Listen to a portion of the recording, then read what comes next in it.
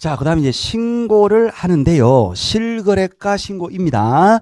근데 실거래가만 딸랑 신고하는 것은 아니에요. 실거래가를 포함을 해서 이러한 내용들은 공통, 그러니까요. 토지든 건물이든 모든 토지, 모든 건물 실거래가 신고할 때 뭐를 신고해야 됩니까? 요거는 공통으로 반드시 신고를 해야 되는 거예요. 요거는 시험에 반드시 나옵니다. 요거는 바로 외우셔야 됩니다. 자, 매매 계약이잖아요. 매도인 누구냐, 매수인 누구냐, 거래 당사자 인적사항 신고를 해야 합니다. 매도인은 양도세 탈세했느냐, 매수인은 취득세를 탈세했느냐, 세금 문제 때문에 매도 매수인 인적사항은 반드시 신고를 해야 돼요. 자, 두 번째가 계약 날짜, 중도금 잔금 날짜. 날짜는 무조건 신고해야 돼요. 계약 날짜로부터 30일 내에 신고되는지를 봐야 되니까요. 계약일 당연히 신고하셔야 되고, 중도금 잔금 날짜도 꼭 신고하셔야 됩니다. 자, 다 하고라 두 개를 묶으시면 거래된 부동산에 관한 기본 정보 5개를 신고하셔야 돼요. 부동산에 관한 기본 정보 어떤 겁니까 했더니 다번에 소재, 셋째 줄에 소재지, 지번, 지목, 면적, 다음에 라의 부동산의 종류 이렇게 됩니다. 그래서 부동산 기본 정보 5가지 외우셔야 됩니다. 자, 순서를 잠깐 바꿔보면요. 면적 신고합니까? 면적 신고 해야 되죠. 면적. 그래서 면적 신고하고, 다음에 물건의 종류, 종류도 신고를 해야 됩니다. 토지냐, 주택이냐, 아파트냐, 단독주택이냐, 종류 신고하시고, 그 다음에 소재, 지번, 지목 신고하죠. 소재지, 지번, 지목.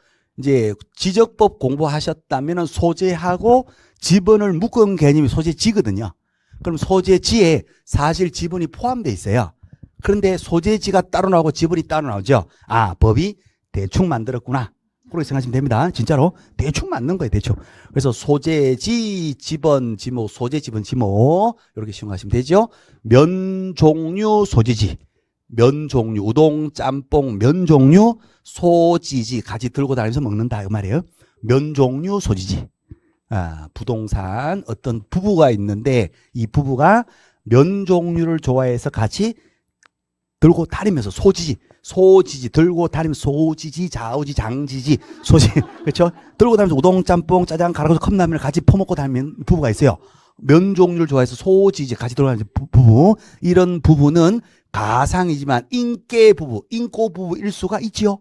인꼬 부부는 면 종류 소지지예요. 오케이. 자, 근데 이런 부부가 실제로는 있죠, 없죠? 없죠. 실제로는 없죠. 그래서 그래서 그 밑에 마에 가시면 실제 거래가 실거래가입니다. 실제 똥매빵 실거래가. 자, 그 밑에 봐 보시면 조건이나 기한이 있을 때 조건 기한도 신고를 해야 합니다. 시험 계속 나옵니다. 조건은 뭐고 기한은 뭐죠? 그렇습니다. 민법에서 공부하신 그겁니다. 조건의 성취 기한의 도래로 효력이 발생할 수도 있고 효력이 없을 수도 있어요. 그래서 효력 발생하고 관계되니까 조건 기한도 있으면 신고하고. 자, 마지막 사에 업자입니다. 업자. 개업 공인중개사. 우리 업자가 누구냐 하는 것도 신고를 해야 돼요. 업자가 중개했다면 업자는 소득세가 있어요. 소득세. 그걸 탈세하느냐 그걸 봐야 되니까 업자가 누구냐, 업자의 인적사항 누구냐, 그 다음에 업자의 등록에 관한 사항입니다. 등록한 사무소 상호 전화번호 소지지 이런 거 인적사항과 등록에 관한 사항입니다. 자, 그럼 위에서부터요 한번 볼게요. 다시 위에서부터 인적사항 누구냐, 나의 계약 날짜, 다라의 부부인데 어떤 부부예요? 면 종류 소지지 하는 부부입니다. 실거래가, 그 다음에 조건기한 있을 때 조건기한, 업자가 있으면 개업, 공인중개사 누구냐, 인적사항 등록에 관한 사항을 다 신고를 하게 됩니다. 자, 신고사항 인계 부부, 인꼬 부부는 실제로는 있죠, 없죠? 없죠. 있다면 어떤 부부냐, 면 종류를 좋아해서 소지지 같이 들고 다니면서 먹는 부부예요.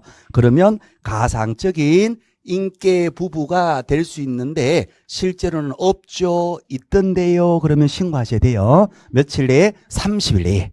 네, 30일 내에 신고하시면 됩니다.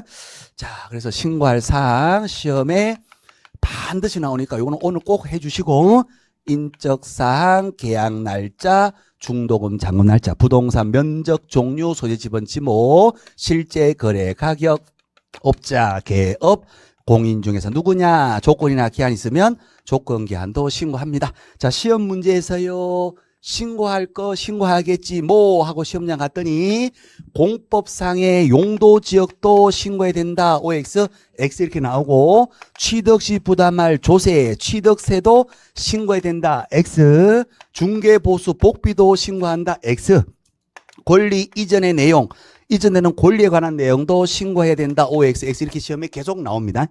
자, 그러면 공법, 조세, 복비 이것은 어디에서 봤던 용어들입니다. 확인, 설명서에서 봤던 용어고, 권리전의 내용은 어디서 봤던 내용입니다. 거래, 계약서의 필요적 계상에 들어갑니다. 그래서 실거래가 신고해야 될 이 신고사항하고요. 신고사항은 어디다가 기재를 해야 됩니다. 부동산 거래 신고서에다가 기재할 거잖아요. 그죠?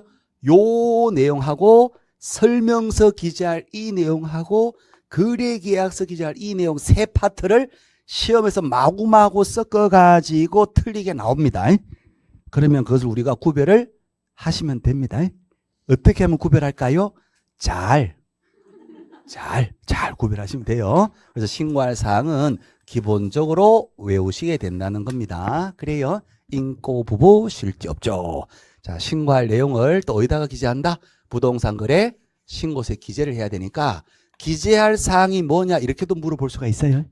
뭐를 기재되느냐? 요걸 기재하는 거예요. 신고서에. 자, 신고서에 권리전의 내용도 기재한다고 X. X. 공법 용도 지역도 기재해야 된다. X. 신고할 사항을 그대로 신고서에 기재하더라. 이렇게 됩니다. 자, 그래서 요거 공통 신고할 사항이고 공통 기재 사항이네요. 꼭 반드시 외우셔야 되고,